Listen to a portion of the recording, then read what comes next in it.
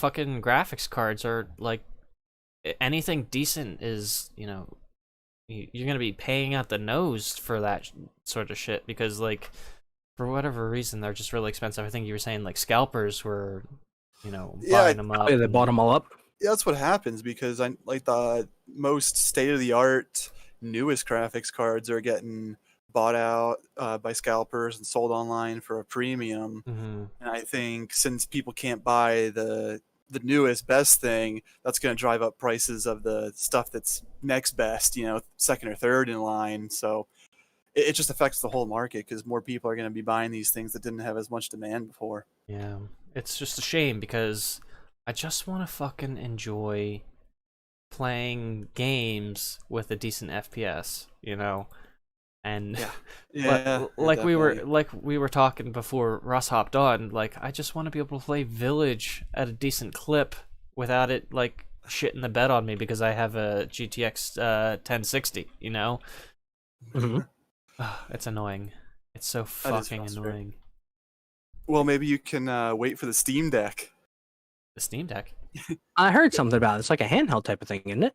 Yeah, yeah. Steam's releasing it. It has a few price points. The cheapest model is $400, but it's pretty much a handheld PC. It looks like a kind of Nintendo Switch in handheld mode, except it is a fully functional PC. Gotcha. Why have I not heard of this?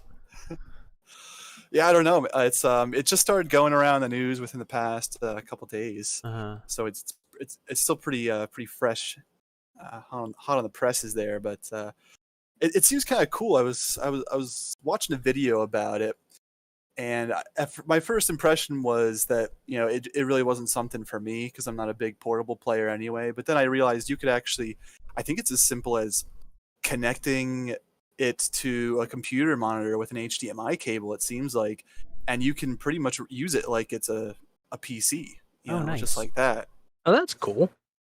Do you Yeah, happen to so know if they like put out specs on it or? there are specs out there. Yeah, All right, I'll have to yeah. take a look at I, that. I haven't looked into those, which I don't focus on them, but Yeah, I'm probably not gonna get one since I You really, already have your PC. yeah, I already have my PC. But it would be I'd be interested to find out exactly what that all entails. yeah, after looking into it some more, I went from being not at all interested to thinking, oh, this is actually something that could maybe benefit me because I don't have a PC and I don't really have a great space for a PC right now. Mm. Hmm. So, something like that, if I just had a monitor and had something like that that just fit on the top of the desk, really really small package, and then just connected it to the monitor, it could stand in for a PC and play a lot of games for me. So, Yeah, I kind mean, of like, cool. I don't have too much space in my bedroom for my PC, but like, I have my PC hooked up to my, gaming television that I have in my bedroom, and then I put Yeah. my mouse and keyboard on like a TV dinner tray and have my gaming chair. So Yeah, I've seen it's this setup before. yeah, it's a really ghetto setup, but it does the job.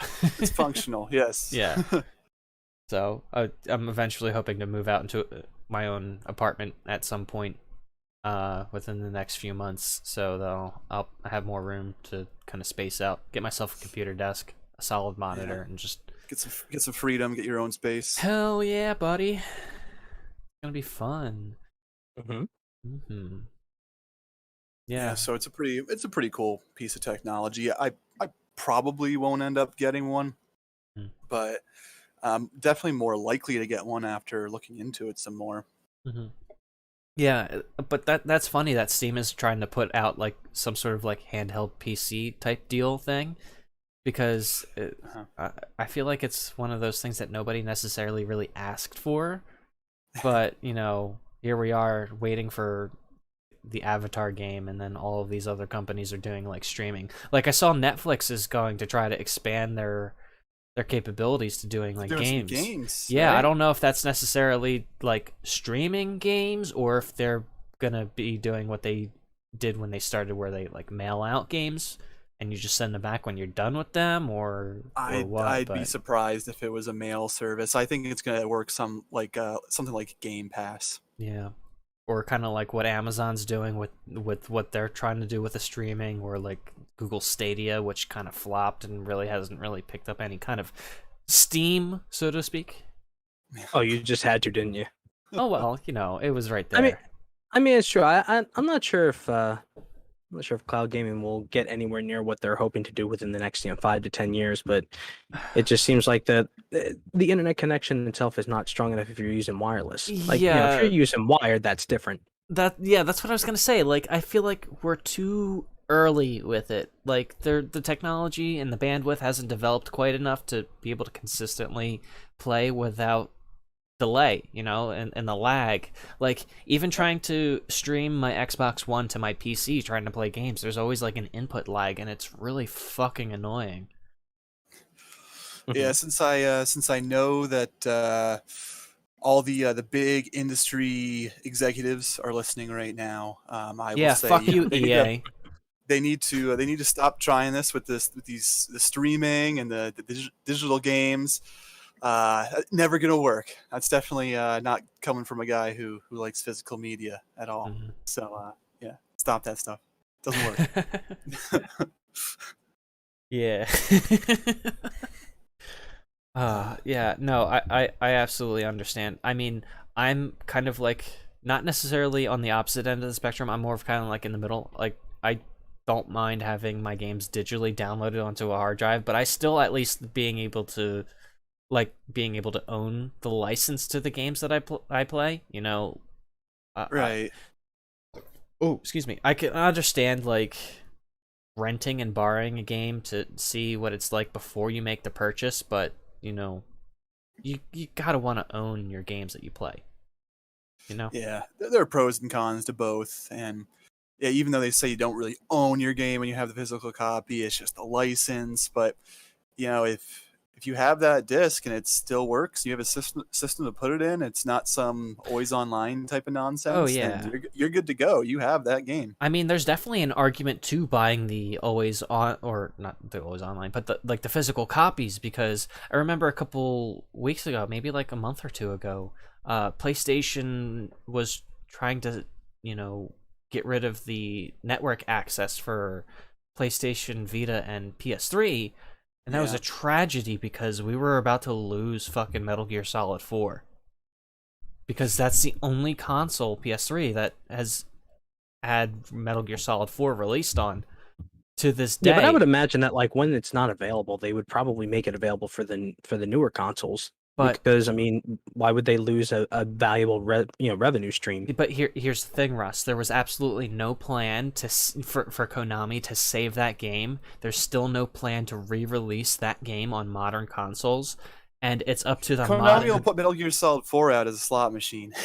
Oh, absolutely, yeah. But like, it's for whatever reason, it's up to the modding community to try to find a way to like emulate Metal Gear Solid 4 on PC to keep that game alive. Like, absolutely, I'm all about preservation of games. Like, it's like losing a loved one when you can't play a specific game anymore that's so beloved, especially like a game like Metal Gear Solid 4. I think if you can't tell, I'm really passionate about this game because it's so It's fucking great, good. Yeah.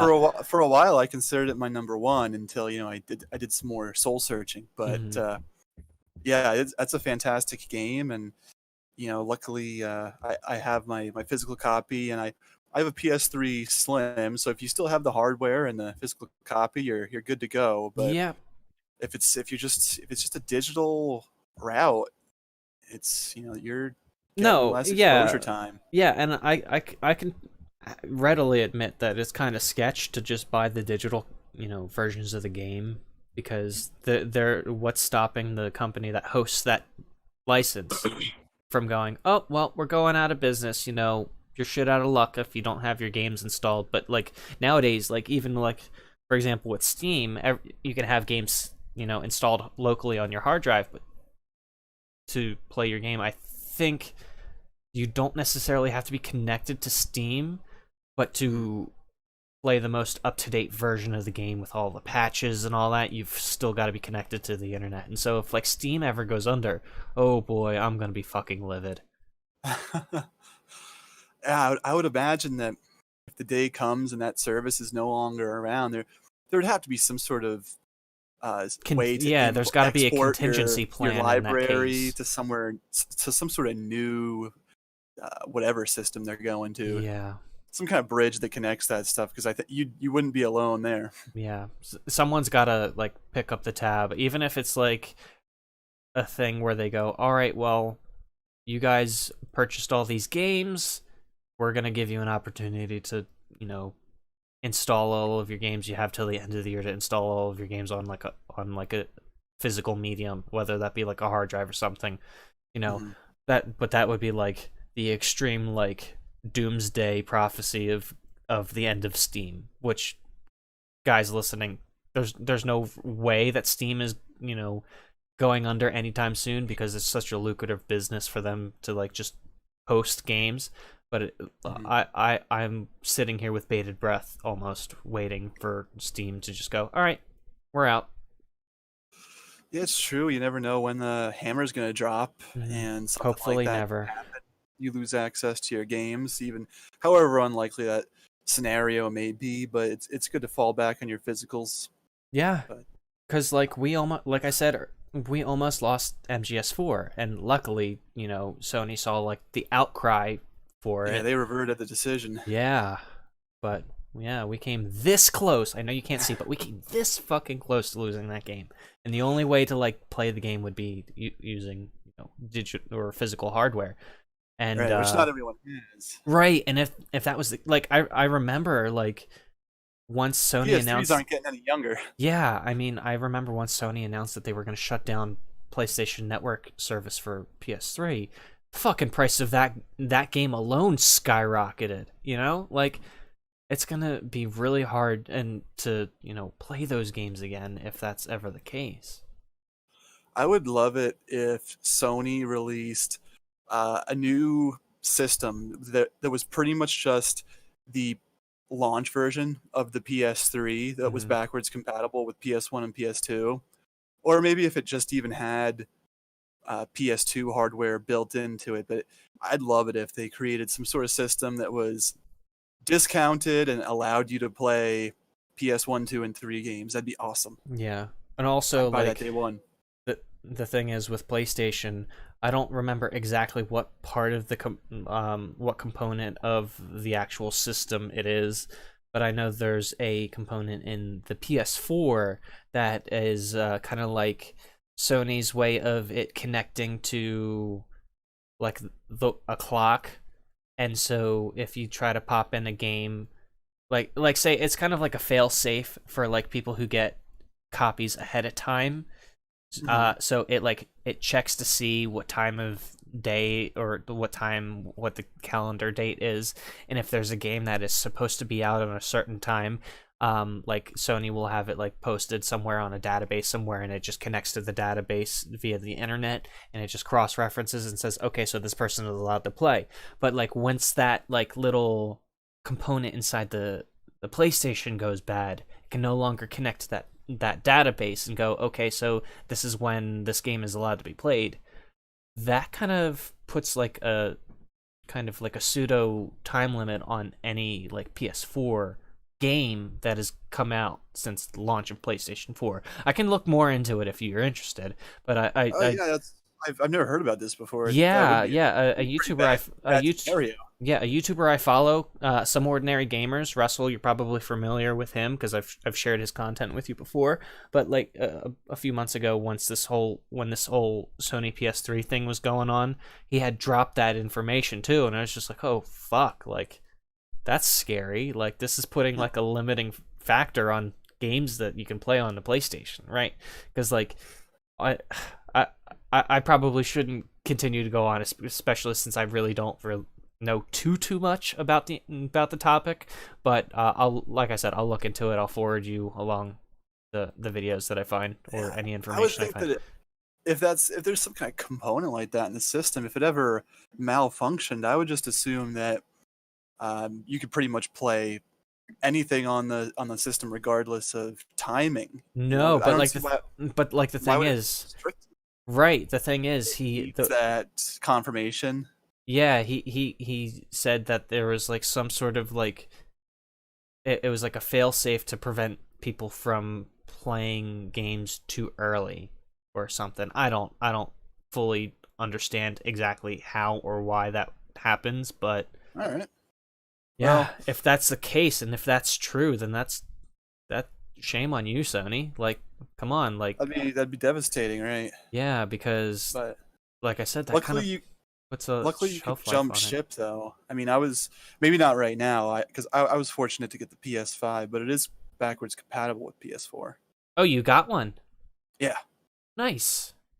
Yeah, I was able to secure one on launch day. I was very fortunate. Oh, good, good. So you didn't fall victim to the scalpers. Oh yeah, that's right. You were saying that you're trying to get a Xbox One S or whatever that is. One X, The Series X. Series X, yeah. I can never keep it straight anymore. I'm just Microsoft is terrible at naming systems. Oh, they are. It's funny because I'm pretty sure when the Series X came out, Xbox One S's and X's, or when Xbox One X's were selling out too, because people were they thought they were buying a Series X when they were buying an Xbox One. oh, that's annoying. Yeah, so that's pretty crappy. That would suck. Imagine the systems come out and you're that little kid opening the presents that Christmas, hoping for that Series X. You get the Xbox One X. Oh man. Oh You know- my you know- god, a you know what must Nintendo have happened. 32. Yeah, that kind of highlights like how weird of a naming convention that was to call it the Nintendo 64 when like any other number would sound weird to say next to it. But for some reason, that's the one that fits just perfectly. Because it's 64-bit, Russell. I know because it's 64-bit. It's just like it actually rolls off the tongue somewhat well, but just saying like, oh, the Nintendo 32, that just sounds stupid. Well, if you went back in time and moved a rock or something, it could be the Nintendo 32 today, and we'd be calling it saying yeah, you know what, Nintendo 32, that just really rolls off the tongue. Yeah, Nintendo 32, Nintendo 32, N32, N32. Yeah, there we go. There we go. Also, welcome alternate universe people who have an N32. Yeah, in their universe, Halo Infinite came out in December, and they're still waiting for Cyberpunk 2077. No. Halo Finite came out, and they're waiting for Cyberpunk 2722. Finite. Yes.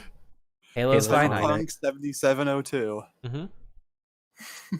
Yes. Did you guys see the trailer for that Nickelodeon Smash Bros. Style game? I did not. No, but I heard about it. I'm intrigued. I want to play. I'm gonna main SpongeBob, by the way. He comes with his karate arm, I think. Yep. Good But lord. yeah, it seems cool.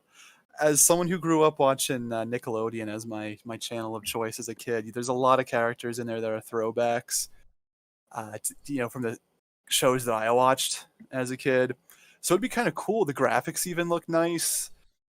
So it has the makings to be a really awesome game, but will it actually deliver that quality is another story, since it's it's a Nickelodeon game. I don't expect a top tier Neither title. do I. Yeah, I feel like it doesn't quite have it wouldn't necessarily have the depth of story or game play or something to in comparison to the Nintendo franchises when they put them in Smash and stuff like that. And even so, they've expanded it to franchises outside of Nintendo's IP, with Mega Man and Solid Snake and Cloud and Sephiroth and whatnot. Yeah.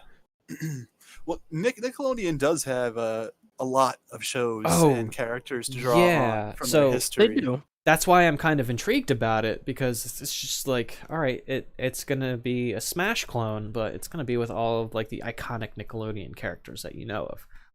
I really, really fucking hope they have a Crimson Chin playable character. That would be great. Oh god. People were saying that. Yeah, people were saying that. Crimson Chin, Danny Phantom, maybe Danny Invader Phantom's in Zim. Can I be the box ghost? The Box Ghost! Whoa! Fear me! Zim is in the game. Nice. Oh god. They had Powdered Toast Man. Powdered toast man? What Yeah, from Ren and Nickelodeon Stimpy. show was he Oh my from? Oh, God. Ren and Stimpy. Ren and Stimpy. Yeah, Yeah. I think it was Ren and I want Stimpy, to play his log. Yeah, that might be an unlockable. Who knows? But it has the makings of a good game. I feel it really exploded online when it came out. A lot of people were talking about this. I feel like whoever's making this, they probably nonchalantly released this trailer, and they're probably sweating, thinking, "Oh shit, we have to make a good game now."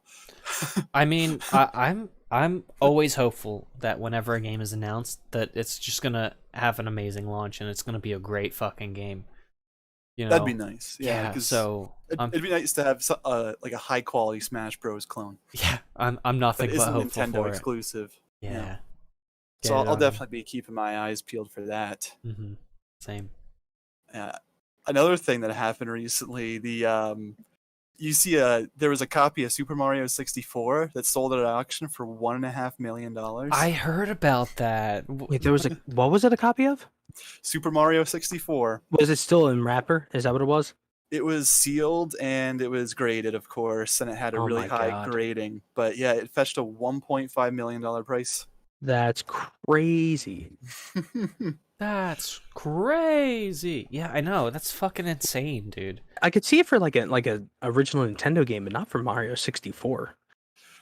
It is an odd one. Yeah, because Yeah. I think just not even too long ago, I think a copy of the original Zelda for NES, sealed, graded, really good condition. Yeah. I think that's sold for maybe a few $100,000 or something, which is still a lot of money, but it's not Oh. 1.5 million. Yeah. That's fucking insane. I mean, No, you're telling me. if you're a game collector, you're probably going, "Fuck, what's the next one?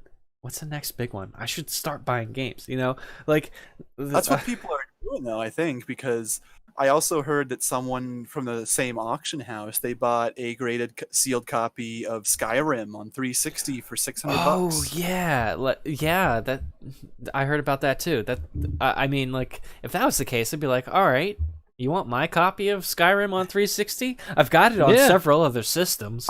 I'll put it in cellophane.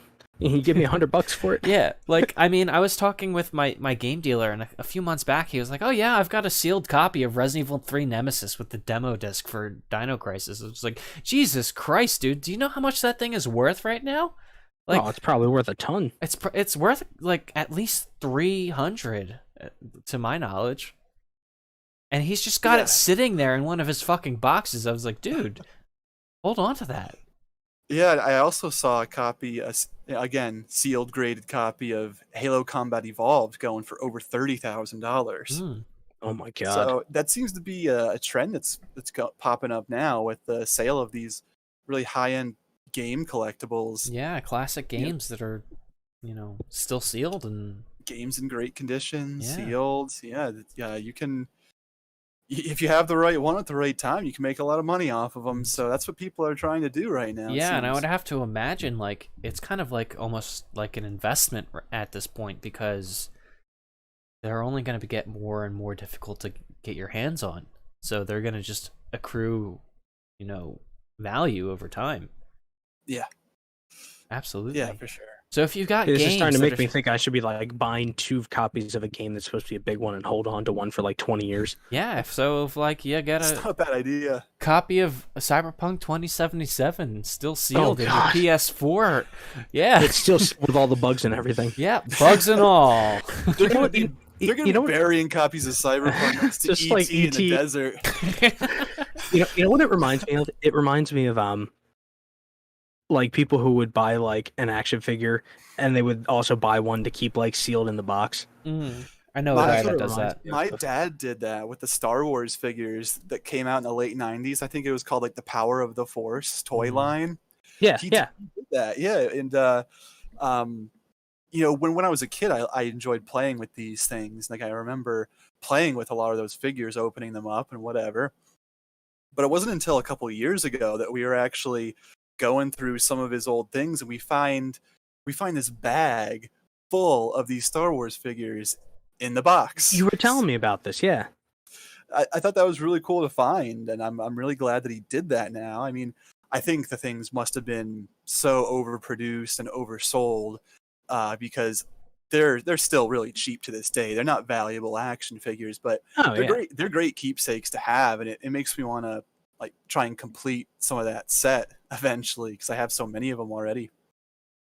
I think these are the ones from like the late 90s, is that right? Mid to late 90s. Yeah, they came out, I think, in tandem with like the remastered cut That of sounds the about right, original because they were like, trilogy. they made like a ton of those things. It wasn't just like main characters. They made like every character that ever happened to be in like a small corner of the film anywhere, which is There were a crazy. lot. Yeah, so There I were a mean, lot of like, these figures. yeah, which is cool too, because at that time, like, that wasn't the only thing that was being made. They were putting out like actual decent models of like all the ships and like all the starships and whatnot. Like, because a lot of the older ones, like the proportions were off. They looked kind of wacky. Like, you know, Okay. they didn't look normal. And in the late '90s, because I actually had some of these when I was a kid, they put out ones that were, you know, that actually had like the right proportions. They look good. Like, I kind of have to wonder if I kept them in box if they would have been worth anything. You know? True. And it wasn't even just figures back then. I think in the same toy line, they had all sorts of stuff. They had the vehicles, they had certain, I guess they were kind of like figures, but mainly they were supposed to be like scenes from the movies. I was Yep. on when I first discovered this treasure trove of these figures that my dad kept. I was curious, so I hopped on Facebook Marketplace to see if anyone was selling them around me, and there was someone who had a picture. They had something really cool where it was like this big freaking Rancor in the Rancor pit Oh, with Luke, nice. and they had that in the box. So you have this big freaking monster and the Luke figure in there. And I thought that would have been awesome to have and a cool display piece, but sadly they had already sold that one before I could get to it. Hmm. So I never made it over to their house, but definitely stuff I want to keep an eye on in the future when I try to expand this collection. Yeah, I mean, collectibles definitely have value. I mean, whenever I think of collectibles, I know, Mark, you're a big collector, but like I always think of like the collector's editions of like Fallout 4 and Fallout 76 with like the Pip Boy or the bag. And it's Right? Yeah, yeah. and I don't go. Yeah, go on. yeah, no, I just think about how like poorly those launched. I mean, like the Pip Boy sold and it did relatively well, but like from what I heard, it was like really cheaply made. It was like poor quality plastic. The leather on the inside of the strap was like really like shitty, and it fell I apart bet if probably you were wearing tore it. very quickly. Yeah, so like that kind of like really soured me really quickly on Bethesda's collectibles, and so like that's why I'm kind of like really hesitant to buy any collector's editions of any games. You know, I mean, on the other side of it, I've also seen like the collector's editions of like the newer Resident Evil games, like Resident Evil 2 remake and Resident Evil 3 remake, when they put out like those figurines of like Leon and Jill Valentine. Mhm. Those looked really great. Like you could see like the detailing and the clothing and like all of like the wear and tear of like the character as they go through the game, and so like those I look think really cool. I think I do remember seeing those actually. I know that they were expensive as hell, but they Oh were great yeah. statues. Those were nice. Yeah, and then I recently saw, because I'm actually on a Resident Evil fan group on Facebook, so like they share like collectible stuff all the time, and apparently Capcom's putting out a 25th anniversary line of like watches, bags, and wallets, so you can get like they're like styled after like the characters in the game, so you can get a Chris Redfield one or a Jill Valentine one, Leon Kennedy or Albert Wesker. They all look really nice, but I was looking into it. I was like, you know what? I would probably get like the Jill Valentine watch or something because it's like blue, because that's my favorite color. I fucking love Jill Valentine. It's got like the stars emblem in Same. it, and like they're fucking $260 for a watch, and I was just like, Oh, oh my jeez. god. Nobody has that kind of like money just lying around where they go, all right, I'm gonna buy a watch unless you're a collector, you know? Yeah. Yeah, that's cheap for like a premium watch. I saw it was like what the Tag brand watch. They're coming out with this Mario smartwatch. They're selling it for over $2,000. Oh my god. Yeah. Yeah, you'll have to send me a link to that Oh sometime. yeah, I'm yeah, curious about this Resident Evil merch. yeah. I'll go look at it right now, and I'll send it to you on Discord. That's pretty cool. Mhm. Yeah, but I do like to collect things, but I really don't go for those higher end video game collector's editions. A lot of the times they come with a lot of cheap gimmicky stuff that I just don't want to deal with. I like collector's editions where maybe you get a more robust case, comes with a little art book or something in there, just a little something extra. I do like steelbook cases, but Yeah, like the Halo 2 one. Yeah. yeah, but like a double-edged sword, much like with the Halo 2 steelbook, over time they show They get rust. pitted. Yeah. Yeah, which is a shame because they're probably making these things out of poor quality metal, and they look great when you first buy them, but then I have to think, why am I going to pay an extra $10-20 if it's just going to look like a piece of like scrap? Do I Yeah. really want to get tetanus when I open the game box? Right. You Yeah. need to make sure you're updated on your shots if you want to go back and play Halo 2. Yeah, I mean, I've got a steel jacket collector's edition of Doom 3. I've probably said this before on stream, and Yeah, We were just exactly. talking about it last week, weren't we? yeah, I mean, we were. it's in relatively good condition. It's just like the plastic casing that slides, the sleeve that slides over top of it. It's just got like a GameStop sticker on it. So like, I think I picked that thing up for like $10. So it was kind of like a steal. I saw it. I was just like, oh wow.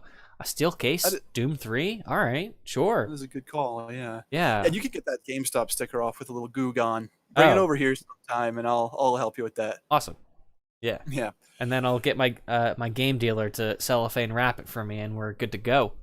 Yeah. It's still Get it sale, graded, and boys. You could sell it for $666,666. I know. That's the ultimate gaming price. Yeah, it would sell. It'd make headlines everywhere. Mm-hmm.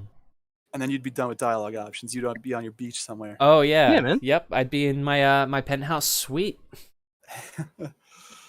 Yeah. Mm-hmm. What have you guys been playing this past week?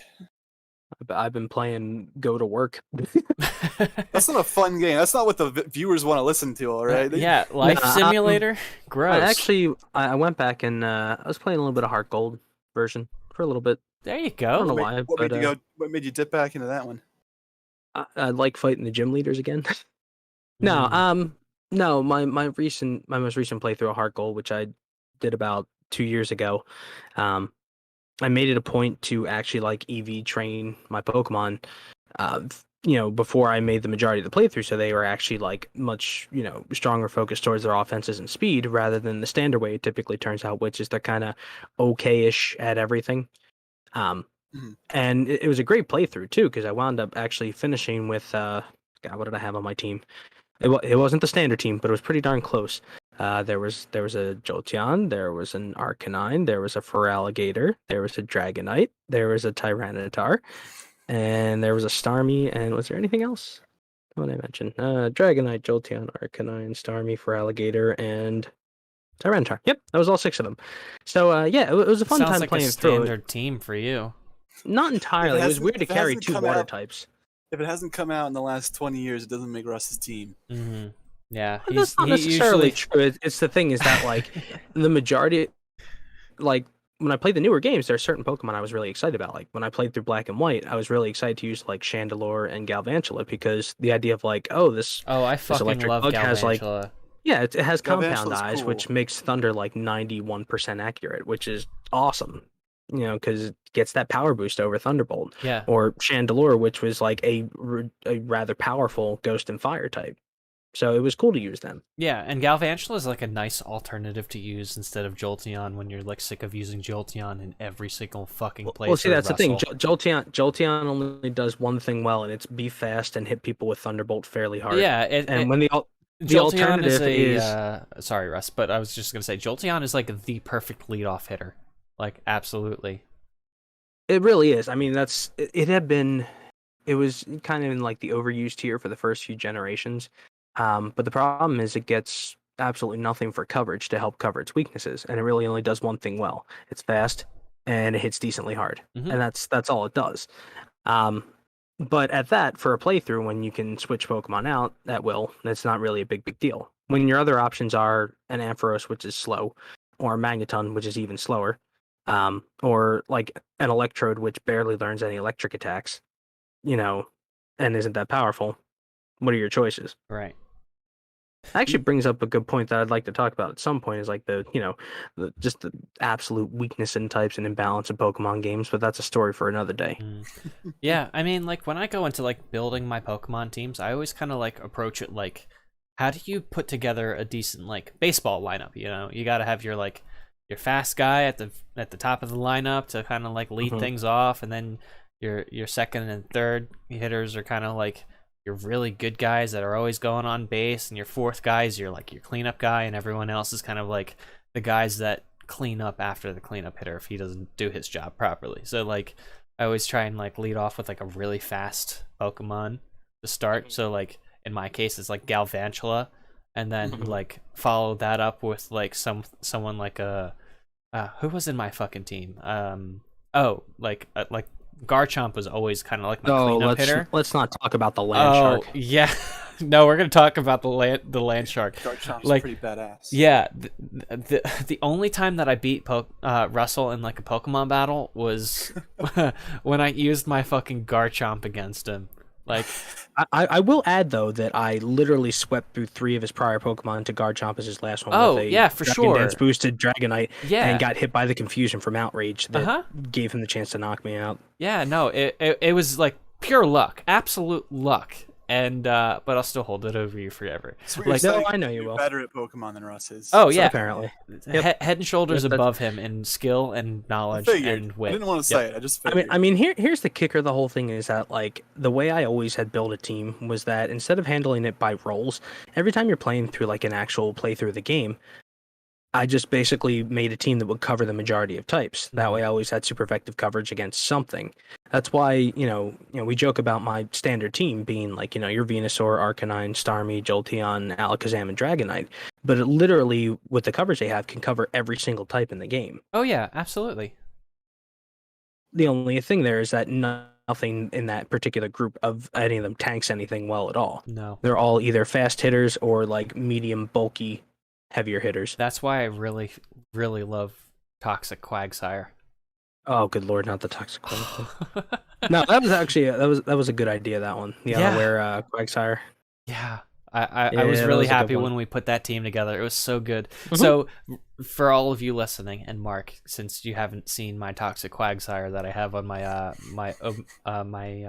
Oh, it's toxic, Alpha. all right. Yeah, it, so it takes some locker room talk all the time. yeah, like what was the move set? I can't remember. I think it was like It was probably like Scald, Toxic, Recover, and Earthquake. yeah, something like that. That sounds Or sounds Waterfall. right. No, not Waterfall. I think it was like Earthquake, Scald, Toxic, and Recover. Recover. Or Yeah. no, Rest. Wait, was it Rest or was it Curse? I It don't might have fucking been Rest. remember. I don't know. And I don't feel remember like at this booting up my 3DS just to check. But yeah. point. No, right now, go get. Fuck. All right.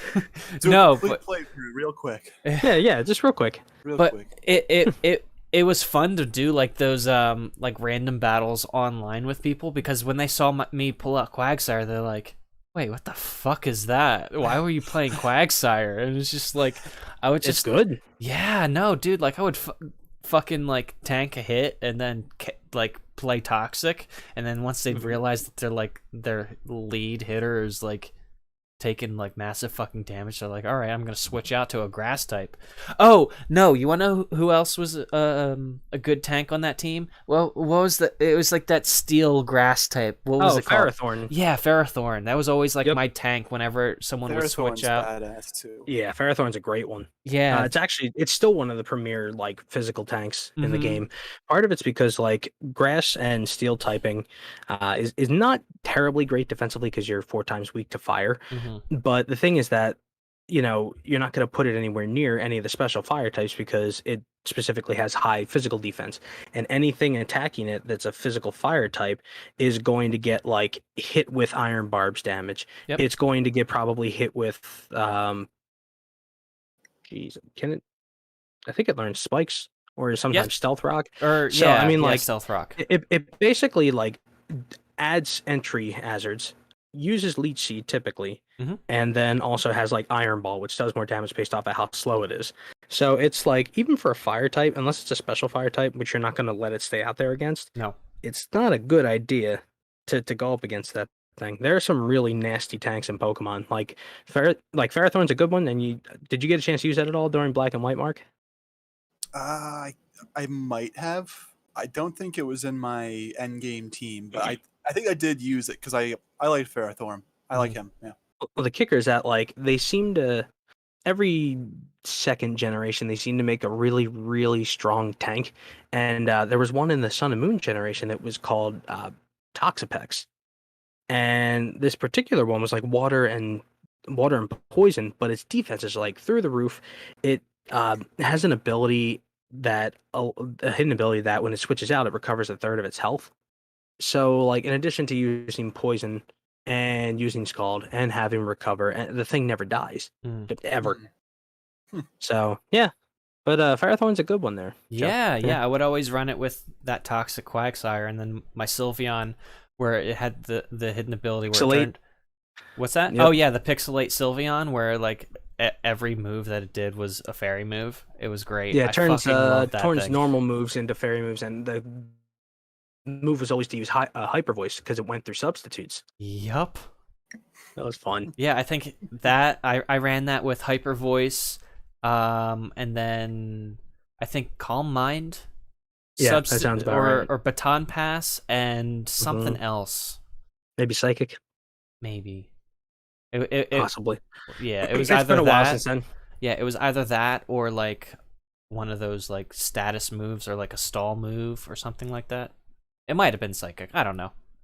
Fuck. It's been years since It's turned been that game about on. a good 7 years. Oh god, is that how long that game has been out? 2014? Yeah. Oh god. Yeah, that went real fast, didn't it? God. War Pokemon has time changed. flies. Pokemon never changes. War has changed. War never changes. You're right. It depending on what franchise, either war has changed or war never changes. Somehow it's both, yet both, and somehow neither, but yet still both. Yes, they're equally valid. Okay. Or equally invalid. Mm-hmm. Well, Well, playing anything lately, Joe, or are you just playing life? Well, well, my sister's wedding was over the weekend, so I didn't really get much time to be playing too much games over the last couple of days. But actually, I picked up a couple of old school games on the PS2 from my game dealer the other day. What'd you get? Oh yeah, so I picked One of those hot pickups. I want to know. So both of these are games that I played all the time when I was like in high school or like my late teens and stuff. So the first one was Got rid of them at some point.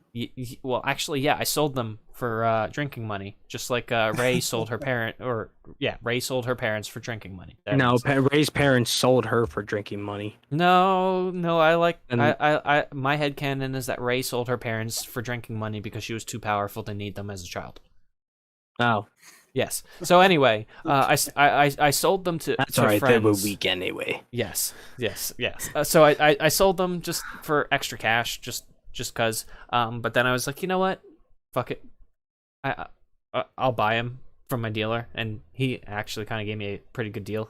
I think I Those sold. are the best kind of pickups too, because it's something you like, you've played it before, and you want it back. You're getting something good. Yeah, so I picked up The Sims Bustin' Out and Kingdom Hearts. So I think I think I sold Kingdom Hearts for like $20 to somebody, and then Sims Bustin' Out for a bit, probably like 10, and my game dealer sold me both of those games for 10. So you profited. I know, somehow, some way I profited. So no, yeah, I mean, I played both of them for a little bit yesterday and was reliving the nostalgia. That's awesome. Yeah, the last time I played The Sims was actually also a PS2 copy of it, but it was years ago.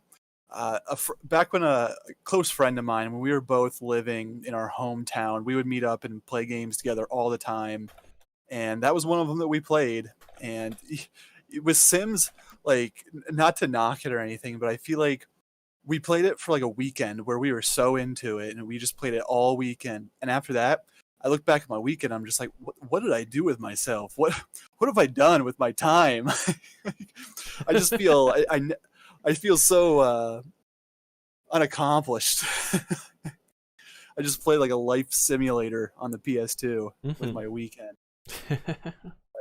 I mean, again, like I used to love playing that back in the day. It's not a knock against the game. I just can't play them anymore. What's that? I'm sorry. Just The Sims in general. Oh, yeah, I mean, like, I did, all of, like, the last couple of weeks, I was playing The Sims 4 all the way basically up until, like, my sister's wedding, and, Yeah. so, I went from, like, the entire, like, beginning of, like, me with my Sims wife, that I kind of modeled after my girlfriend, and, Okay. we went through. We had our our dog and our cat to start and all that. And the dog and cat grew up and they grew old together and they died. And then we had kids and all all that. And then it got Oh, you woohooed. yeah, we Okay. woohooed. Don't Now we're tell getting to the good stuff. yeah, don't tell mom. But Jeez. yeah, no, it was really fun. It got to the point where it was like an entire story arc of like my sim being like an astronaut and like rising through the ranks of becoming an astronaut, and then like going to the Space Federation and becoming like a space ranger, all while his wife stayed at home and raised the kids. And it was like a soul touching story of like, you know, the husband finally like dies, and then the wife pleads with the Grim Reaper and goes, "No, please, we're not ready to lose him yet. He brings in so much money." And so then the Grim Reaper's like, "All right, fine. You can have him for a couple more days." And so like and then when he finally died and then the daughter was old enough to get married, she got married, and like the husband brought over some money, and then eventually my Sim's daughter's, husband's mother died, and he was able to like take all of the money from like his sister or whatever, bring her into the family, sell the old house, and then they bought a mansion in, the middle of like Sim Petville or whatever, and that was the happy ending for everyone. Damn, I didn't know Sims was an RPG. Like, that's a whole Yeah, story. it right there. straight up is an RPG. It is great. Like, I wish I could just sit down and tell you everything that happened, but I don't think I have the memory or the time to do that. I feel like we'd have to be sitting on a porch on a summer day with in rocking chairs. Yep, You we have need to- our unsweetened sweet tea, and Oh, jeez. just, well, Sonny, back in my day, I walked to school upwards and uphill and fixed 6 feet of snow for 15 simoleons. With that's the no currency. cats. With no shoes. Sorry. No, there has to be cats. I'm a cat on the internet. No, with no shoes. You know. Yep. Yeah. So Well, that's cool. You got to play those games. yeah, I mean, I had a blast with Sims 4 and relived the nostalgia with going back to Sims busting out. Definitely really enjoy the quality of life improvements that Sims brought in over time. But yeah, and then with Kingdom Hearts, the reason why I wanted to pick that one up was I kind of like have a little bit of a controversial opinion with that one, or it's kind of like a hot take. I don't know if it's necessarily a hot take because the game has been out for like, I don't know, like at least 10, 15 years, but I remember Okay. not liking it. And it was mainly for the Disney cringe. Oh, okay. See, I never, I'm a huge Final Fantasy fan, which we'll get into later, but have never been a Disney guy, so I never got into the Kingdom Hearts series at all. I never tried it. Mm-hmm. Yeah. I mean, what kind of initially brutal. drew me to the series? Also, Soar Max, if you're still in chat, that's my cousin, guys. Say hello. Hello. I forwarded along the Hey. link to him to, check us out. So, hello, Max. Anyway, so when I was initially drawn to Kingdom Hearts, it was mainly for the Final Fantasy stuff because I was Mhm. massive fan of Final Fantasy 8, and I was kind of lukewarm on 7, and now since have changed my tune on that one. So that's kind of what really pulled me in, and the first couple of levels I think are fully revolving around the Final Fantasy characters. And so Cool. I was like, all right, there we go. That's nice. But then it gets to like the Tarzan level and all that, and it's just like too much Disney. It was too much Disney cringe from my Too much Phil Collins. yeah, from my late tween, early teen cat self. So I was just like, you know what? This is shit. I'll play through it anyway. The gameplay will carry me along, and I won't care about the story. But people fucking rave about that game. They absolutely rave about that game. Oh, they and do. Yeah. for the longest time, I couldn't figure out why. So then I just said, you know what? I'll do what I did with Final Fantasy VII. I'll go in with a fresh, clean slate. Put my biases aside, and just try and like take in the story. And I'm hoping to enjoy it just like I did with Final Fantasy VII. Have you gotten back to the Disney part of it in your No, play session yesterday?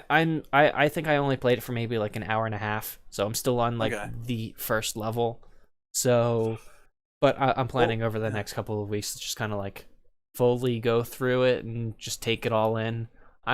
I'm still waiting for the optional Sephiroth boss fight and the Hercules. I hear level. it's tough. Oh yeah, I remember when I was a kid. That was like the thing. Like it was like, all right, we're gonna sit down for like 4 hours and try and beat Sephiroth.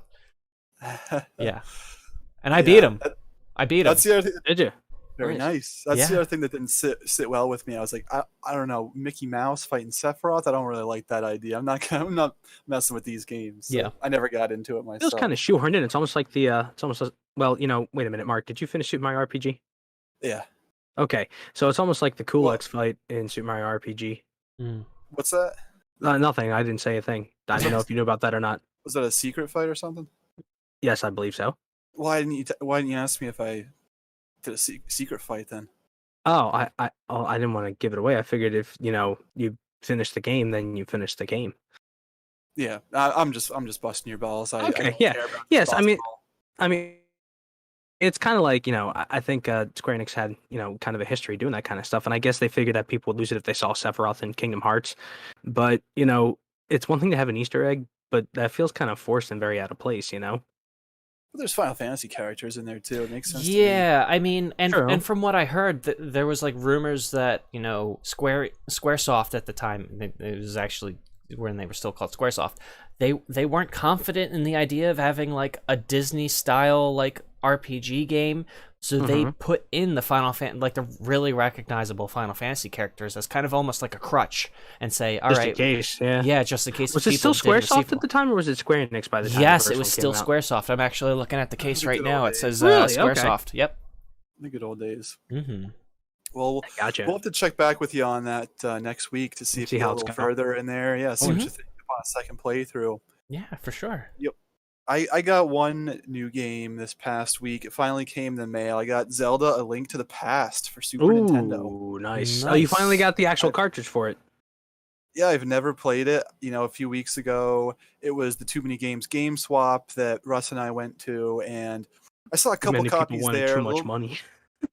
Yeah, a couple copies there that were a little too expensive for me to pay for that game, and given the condition they were in, I didn't think that they kind of commanded a premium price. So I ended up going on eBay shortly after that show and finding one in pretty great condition. It looks good, and it was cheaper than what they were selling them for at the convention. So that finally came in the mail today. I'm looking forward to getting started in that. Hopefully, maybe next month.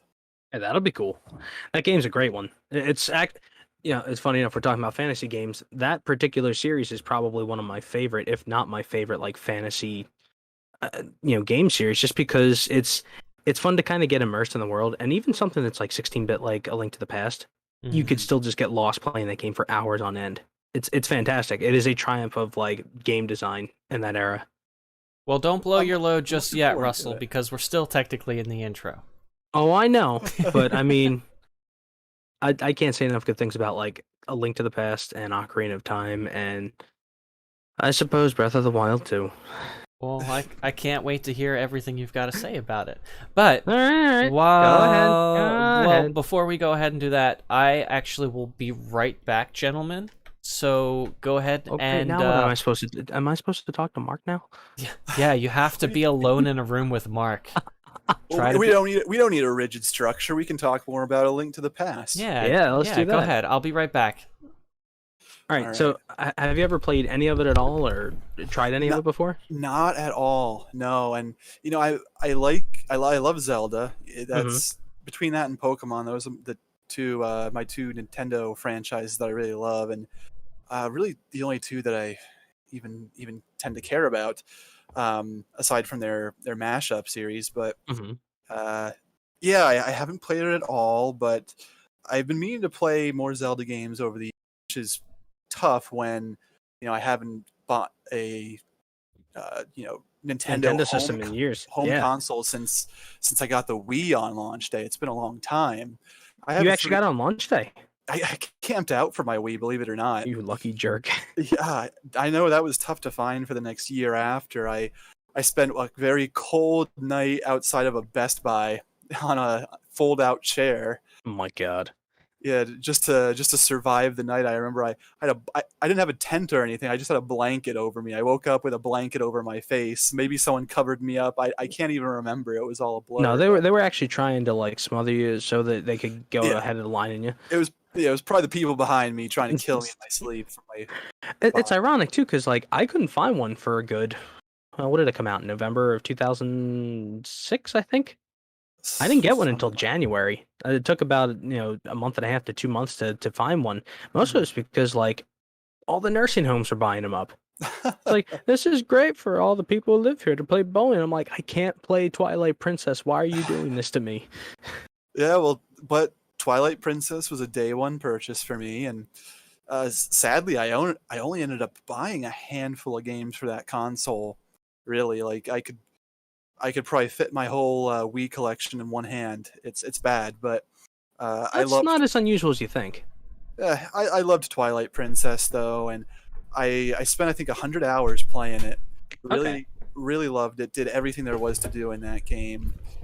And so you know how like Ocarina of Time is kind of like the core concept of what Twilight Princess is?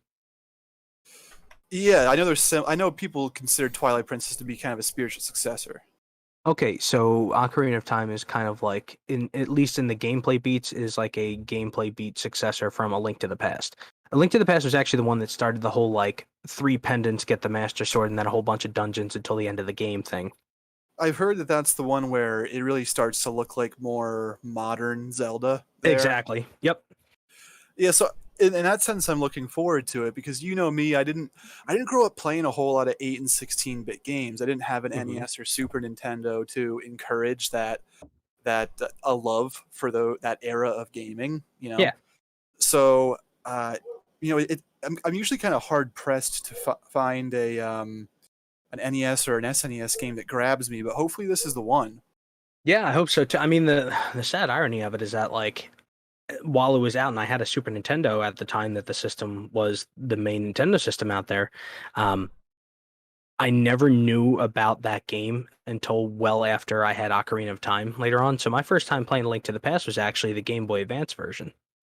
Oh, okay, because they re-released it on there. They did. Yep. Didn't they have like an extra dungeon or something? Yeah, it did, but I think you had to have it connected to multiplayer or do something with like the Four Swords adventure thing. So I mean, it was a good first way to play that game, and the one thing Game Boy Advance did well is that it kind of brought back some older Super Nintendo games and like gave them a new platform to be on, because basically the Game Boy Advance was like a good way to do 16-bit games in a handheld version, and Link to the Past was a great version of that. The only downside I will say of it is that some of the sound design things were not the same as the original. And probably one of the biggest differences was one that he actually spoke when he swung his sword. Not spoke, but like made a vocalization similar to Ocarina of Time. I believe they actually used the ones from Ocarina of Time for young Link for when he swings his sword. He doesn't do that in the original. The only time he makes a vocalization, I think, is when he gets hit and takes damage. Oof. But the other part of it too was that some of the sounds that were like really powerful sounding in the original, like when you wind up going from the light world to the dark world, were way toned down in the Game Boy Advance version. So like the first time I ever saw Danton play that on his Virtual Console for the Wii, and I'm listening to him just like, what the hell was that sound? Danton is Doc Rocker 91, by the way. Yes.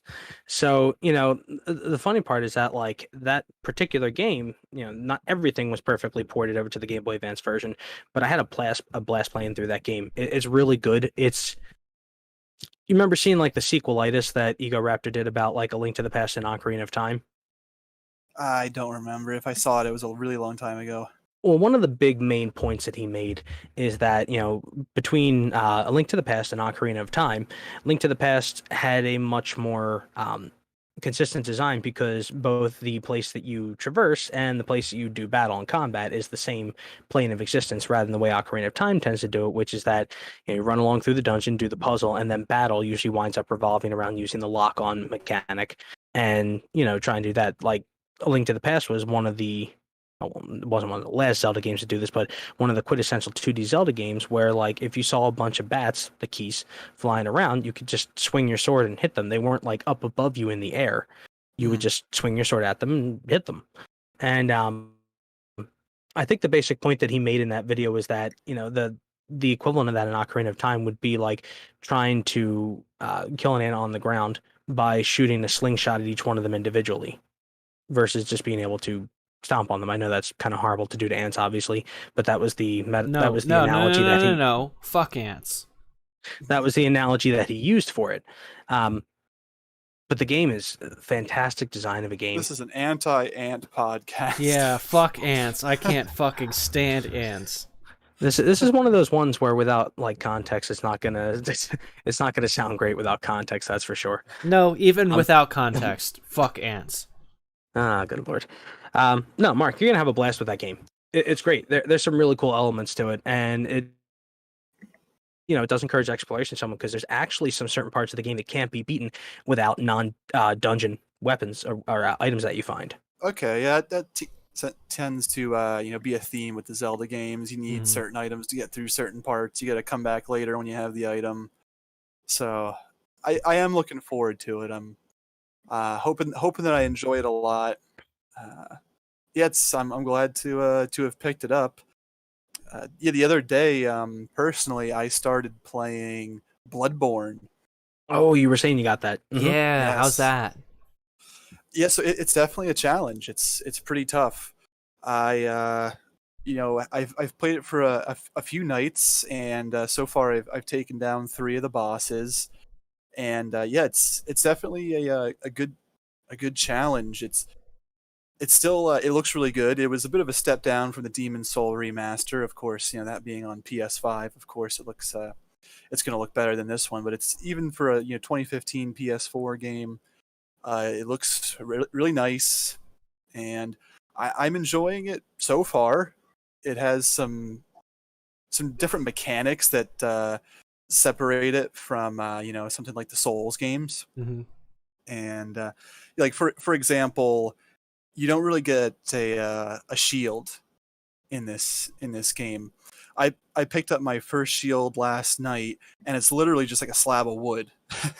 Oh god, it's garbage. I tried it out, like blocking an attack with it, and not only did it drain all my stamina, but it also did a decent amount of chip damage to me. So I just unequipped that right away because the main thing you're supposed to do in the game is equip a firearm to your offhand and use it for parrying. That's kind of like your defense, your firearm. Instead of using a shield or something, right? Yes. So if you want to get out of the way of an attack, you're not blocking it. You either have to parry it or dodge. And it's made less of an impact than I thought it would. I'm used to the Souls games where I can fall back on a shield, but I tend to do more dodging anyway, so I don't miss the shield too much. Is there any great irony that like in that particular game you use like a slab of wood as a shield and you take chip damage and it like hurts you for using it, but yet in a Zelda game like Breath of the Wild you can use like a wooden pot lid and like bounce a laser back at like some ancient tech guardian thing? This shield was pretty much put in the game as a fuck you. I'm pretty sure. Like this is for people who they picked it up and they're thinking, okay, this is better than nothing, and then you block one attack with it. And you're like, it's worse than nothing. Fuck you, motherfucker. Exactly. Yeah. Yeah. So, the fact, yeah, because when you block an attack in those games, it costs stamina to block that attack, and in a sense, your stamina is more important for your survival than your health bar, because that's going to affect your ability to dodge around and your mobility and whatnot. Yeah. So you really can't sacrifice that stamina bar to use this shitty shield. Yeah, and aren't the enemies in Bloodborne typically a little bit more agile than those in like the Souls games and stuff like that? They seem to be Because like, aren't they A more bit- like the Victorian era, like vampires and like werewolves and stuff? yeah, it's gothic horror for sure. Oh, nice. Yeah, they're definitely a bit more aggressive in general than your typical enemies in a Souls game. And I fought 3 of the bosses. That's definitely true for the bosses. So far, all 3 of the bosses I fought have been quite aggressive, and you just have to like kind of deal with that. Mm. I guess one of the iconic boss battles from this game is that you're fighting this guy named Father Gascoigne. I think that's how you say his name. But yeah, That sounds pretty close, yeah. it's crazy because he's really strong, and he's like the second boss you fight in the game, and he just like whips your ass. I thought I was hot shit because I was able to beat the first boss without dying, but I got to him and he's just super aggressive. I mean, he's manageable in the first 2/3 of the fight, but once you get him to having a third of his health bar left, he transforms into a werewolf, and he is incredibly aggressive, very powerful, can just stun you down and kill you. So it's just to put that boss so early in the game was nuts. But yeah, I'm getting through it. I fought the blood-starved beast last night. Talking about all this stuff makes me want to jump back into Fallen Order. I fucking love that game. That is such a good game. Yeah, definitely a similar style. Have you tried the Soulsborne games? No, I haven't. But like I said on previous streams, like that game has definitely made me a lot more keen on trying. Open to the idea. Yeah. Because like the thing that always like stopped me from buying like a Dark Souls is like, oh well, I don't want to pay money to get frustrated. You know, You'll definitely be very frustrated. I mean, no matter let's which one you be buy. honest here, Joe. We do play like FPS games online. We're paying money to get frustrated. oh yeah. I mean, but that's I pay a different. subscription to Xbox Live every year. So I get Exactly. I pay $60 to get frustrated multiple times a year. You pay $60 to get told that they've fucked your mother every weekend. Excuse you. Even if they don't say it verbally or in a text chat, they say it to me with their gameplay for sure. Mm-hmm. But yeah, you Oh might my want to God. give these games a try. Bloodborne's definitely interesting.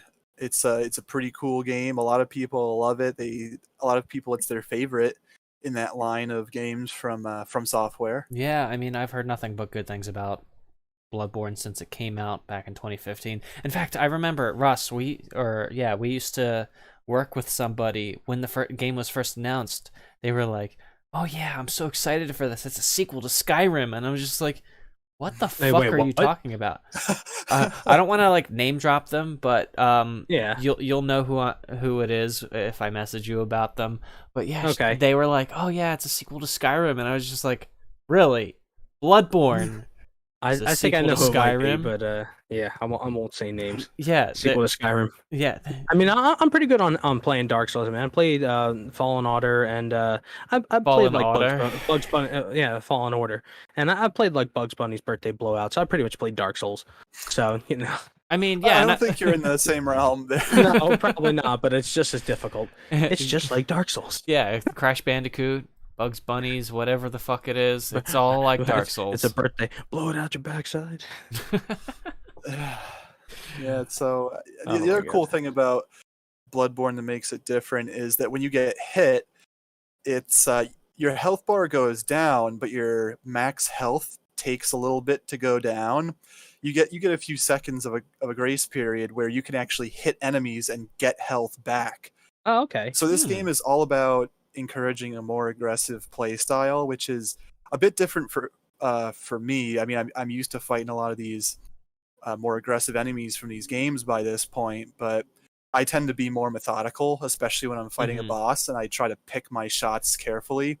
But in this game, you really have to just be in there and go toe to toe sometimes. Yeah. So it's good learning experience for sure. And that kind of reminds me of like the combat gameplay of like something like a Kingdom Come Deliverance, where like if you're going one-on-one with someone, you could straight up have a sword fight battle with somebody that lasts several in-game days if you're like methodical. No, I'm not even fucking joking. Russ, you know about like the the wandering knights that go, "Oh, I'm looking for a challenge. Would you like to duel with me?" And they're like super like Kingdom Come honorable. Deliverance? Yeah, you could be Yeah, there for a while. yeah, That kind of like stuff.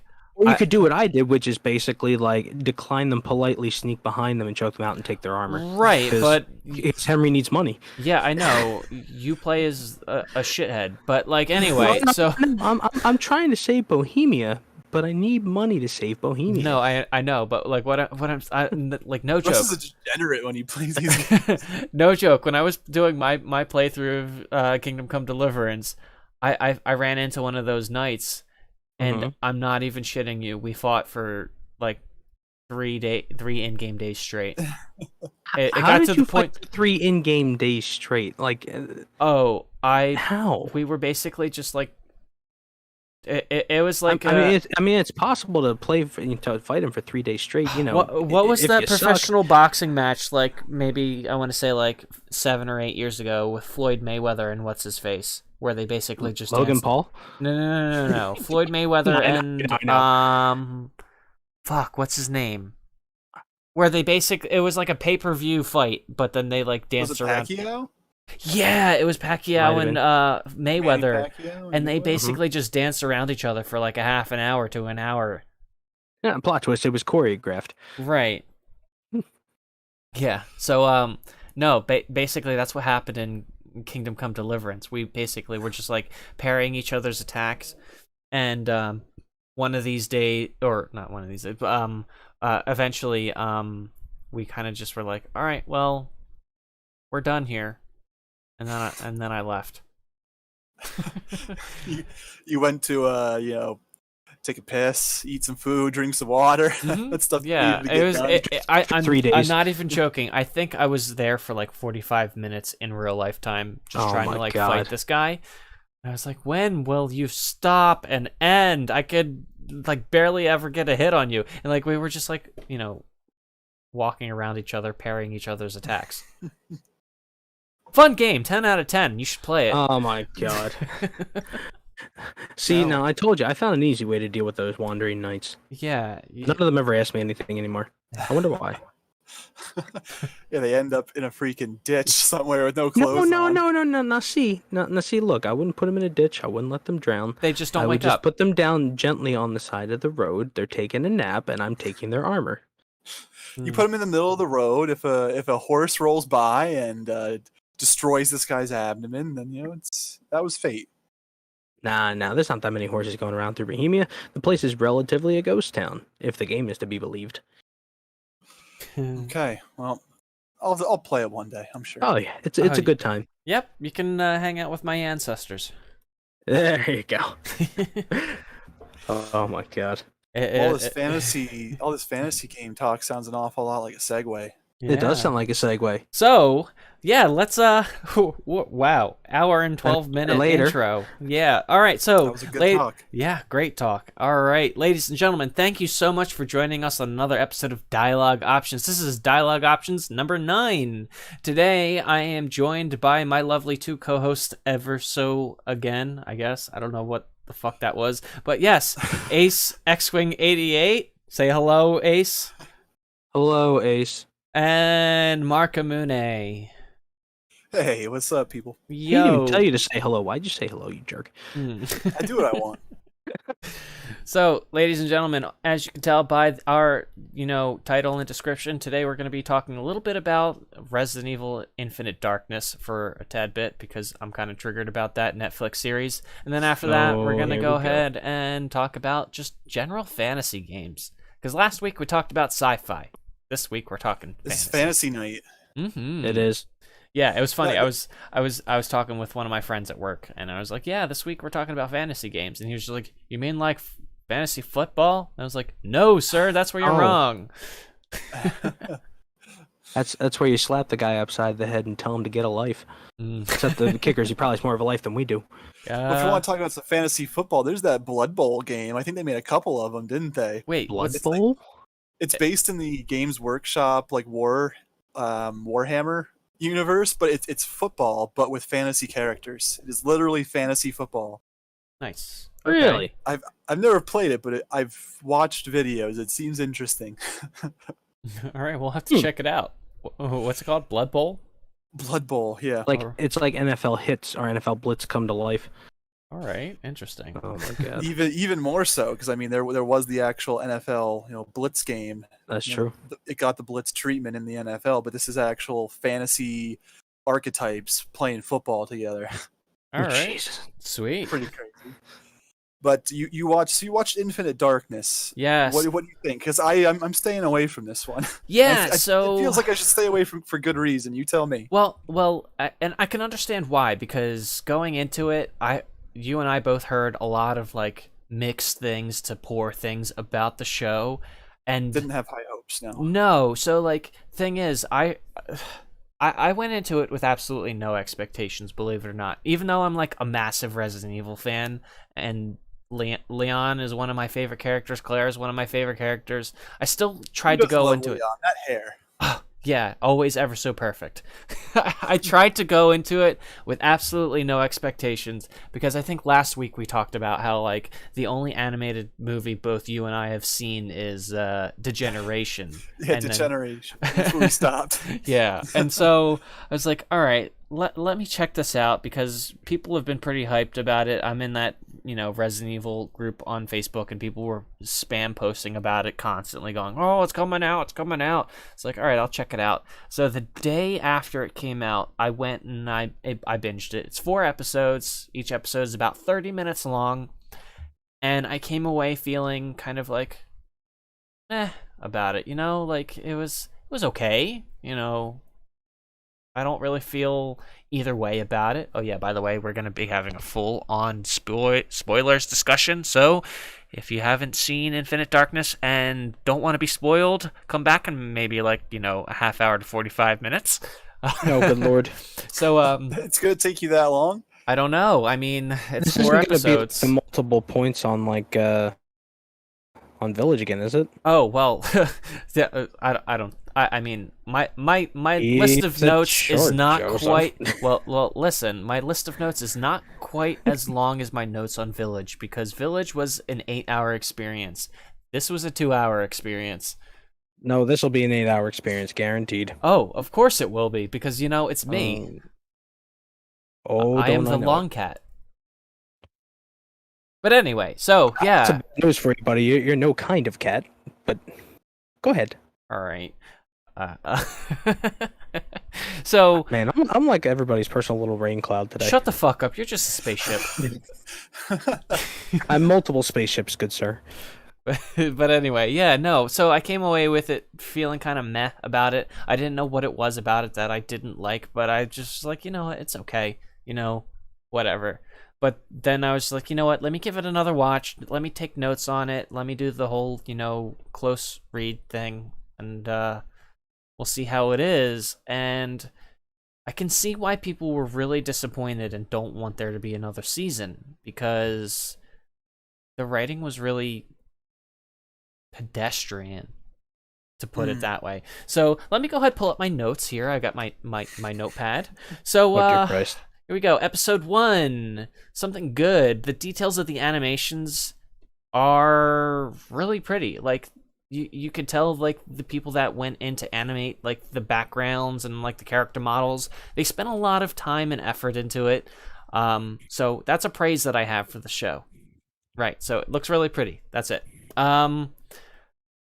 So there's a character in the show called whose name is Shen Mei. She's like one of the main trio of the group, and she has a brother who's in the military. So those of you who haven't seen Resident Evil Infinite Darkness, it's a story that spans over the course of 6 years. You get like flashbacks to the year 2000, where there's like a civil war in a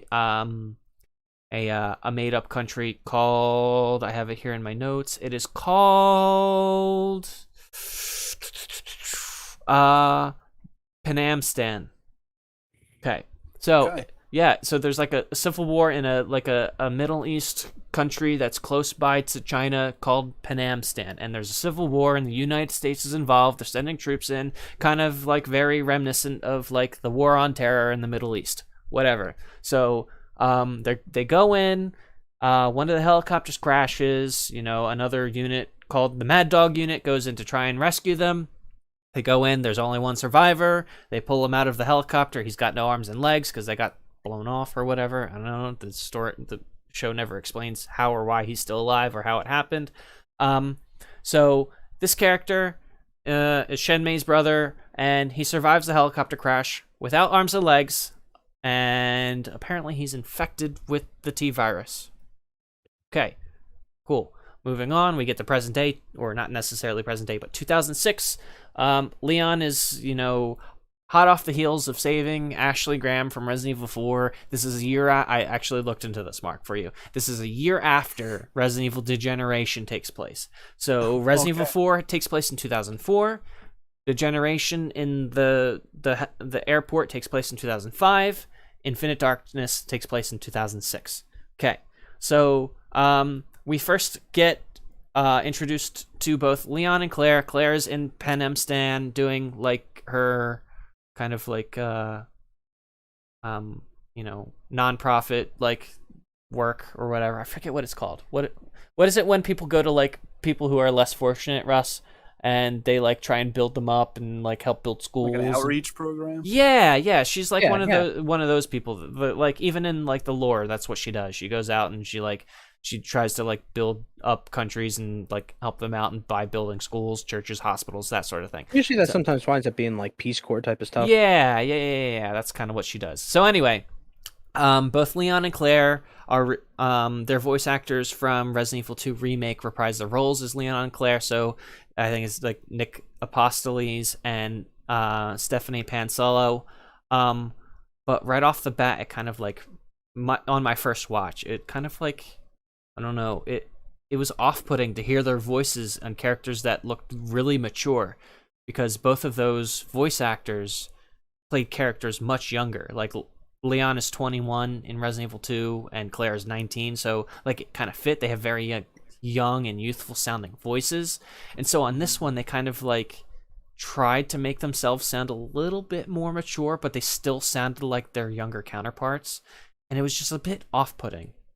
And so like, when someone is trying to like sound more mature, they try to have a more like calm and like deeper voice, and it's like, oh, I've seen shit, man, kind of like that sort of thing.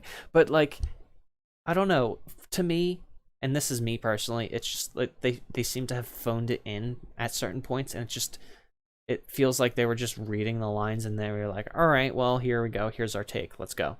So some shoddy voice acting. Yeah, like I came from Resident Evil 2 knowing exactly what they can do and how much effort they really put into those character voices in their voice work in Resident Evil 2, and so I was really disappointed to a certain extent with how just like bland their voice acting was at certain parts.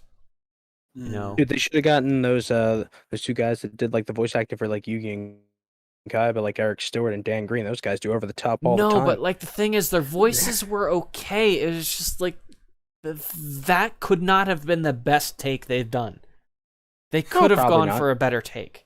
That's all I'm saying. They probably at this point, after having done it, just walked in, read the lines, and figured, okay, I'm done. Give me my paycheck. Yeah. And yeah. And I mean, honestly, you're right. I mean, like a lot of animated shows tend to kind of live and die by the voice acting. Mm-hmm. If it's not convincing, well, it's not convincing. Especially since the animation at some points looks really fucking poor. Like I have a clip that I have prepared that I want to show you. I actually have it up on Netflix. We're gonna watch it without like sound or anything like that. We're just gonna watch like maybe like a 30-second clip. But that withstanding, the face animations look janky. The lip sync is kind of really shit at certain points, and I don't know if it's just because they ran out of time, if there wasn't enough effort put into the lip sync, but it just looks like the mouths are moving, but their lips aren't quite matching what the characters are saying. And while that would be fine in like, something of less detail, it would be okay. But this is like one of those shows where like the animation detail is so hyper like detailed. You can see like pores and hair follicles on characters' faces, but their lip sync is just really like stands out. yeah, it's so jarring. It takes me out of it. Even on my second watch of it, it just took me right out of it. Right. Yeah. Mm-hmm. So that's what are your other main points with the series as a whole? So I mean, going in and just taking a look at plot stuff. So there's a character named Jason. He's one of like the also the main trio where he was actually there at Panemsten. He was like a soldier who goes in to save Shenmei's brother. Apparently, now big spoiler, Jason and the Secretary of Defense are behind an attack on the White House that like so backing up, the Secretary of Defense, he's like this dude who's got to deal with Tricell from Resident Evil 5. So he's like got a here, I got it in my notes. What is it? Specifically, it's called a hang on, inhibitor. So he's got antiviral inhibitors that he's using to use as leverage against the survivors of the Pan Am like Civil War, because the Mad Dog unit was the only unit that survived that came in contact with the zombies in Pan Am, and so they all got infected, and he's been using that as leverage, and all of them except for 2 of them to a certain point in the story committed suicide, right? And so like the last one commits suicide, and Jason's like, all right, well, I'm the lone survivor. I'm the only one who knows that the Secretary of Defense is doing this sort of shit. But anyway, so he is kind of like in cahoots with the Secretary of Defense for some reason. It's never really clearly stated. I mean, because the president and the Secretary of Defense and the president's advisor bring them in to kind of like figure out what's going on, but I don't exactly know why they're being brought in. All I know is that they're being brought we got in. the general plot, but what's like what are some of the things that like are not really clicking with this show in general? Because people can go watch the show and get the story, but what didn't you like about it? So it's just like I know I feel like I'm all over the place, but like there's like bits and pieces where like there's an attack on the White House and all the lights go out. There's zombies there, but like it's later implied in like a later episode that Jason was the one that released like the zombies, and on like a submarine he releases zombie rats to go ahead and kill the crew. But like Jason is in the Oval Office with everybody, and while like they're going around and searching for what's going on, Jason is with another person. So I don't understand when like that happens at all, when any of that happens. So yeah, so just not a very cohesive story, poor voice acting, janky animations. Yeah, where the main thing's getting you. Yeah, pretty much. I mean, jumping down to, you know what, let's skip ahead to episode 3, because this is like the point where like it's like the turning point just before like the final climax of the series.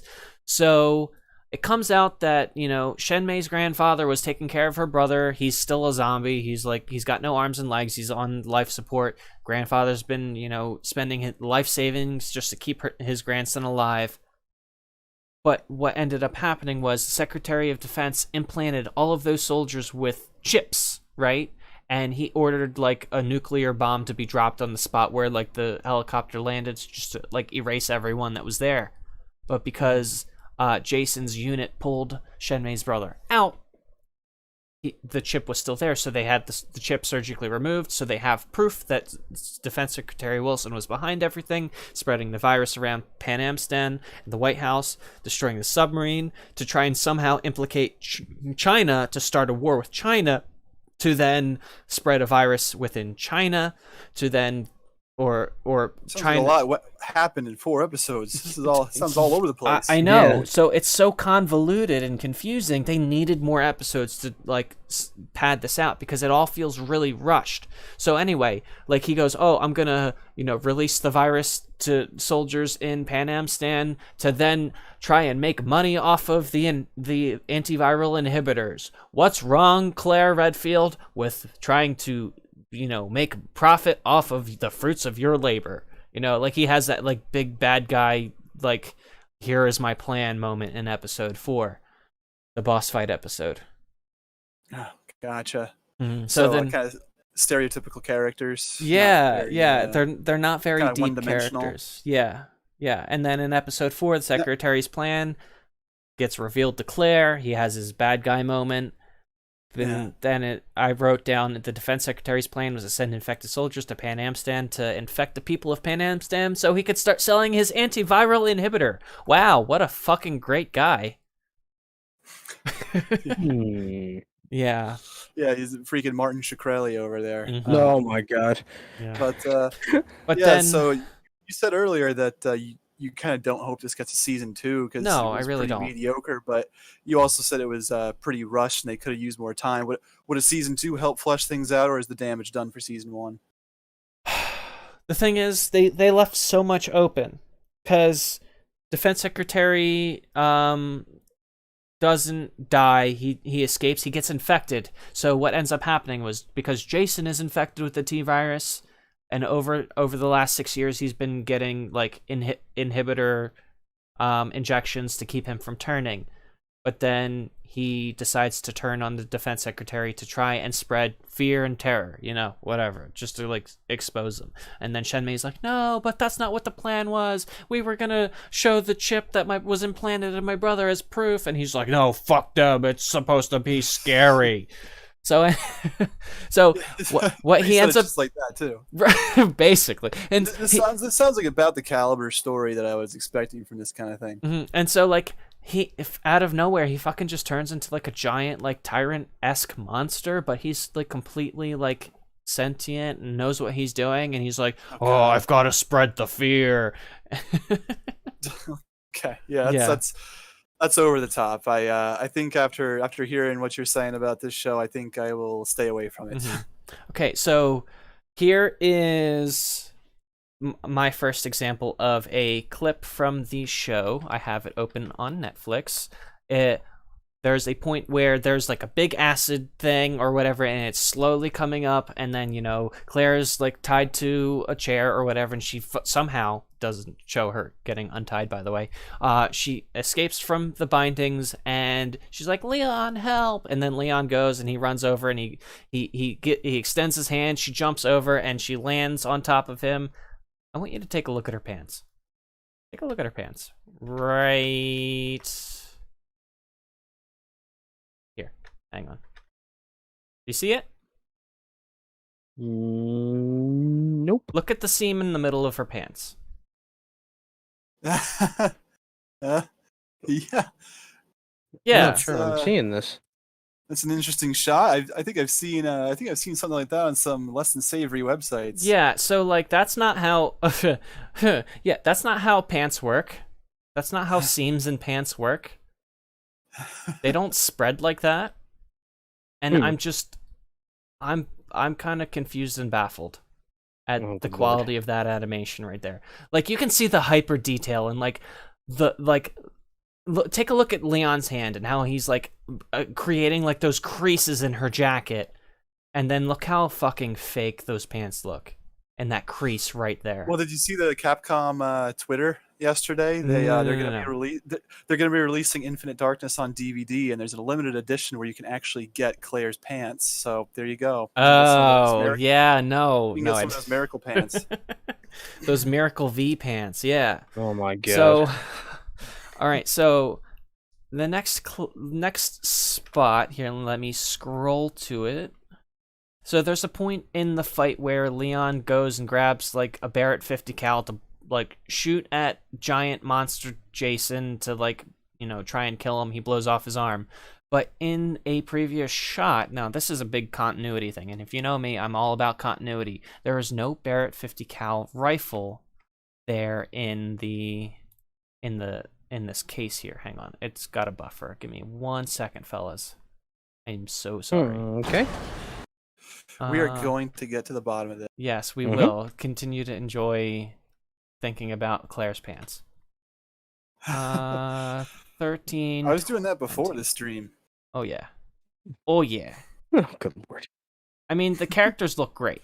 Don't get me wrong, but like, just Looks It definitely seems like it could fool you. I scrolled past it on Netflix the other day, and it looked like something that would actually be decent. But so I don't know. It just here we go. So doesn't seem you like see that might be great. see Leon with the bazooka right there on stream. No, I'm looking. Hang I on. see it. All right, so There we go. take a look. So What the heck? we've got Leon with his sexy bazooka. He's got another bazooka there. There's some assault rifles. There's a pistol. I'm a Just retard. I enough forgot.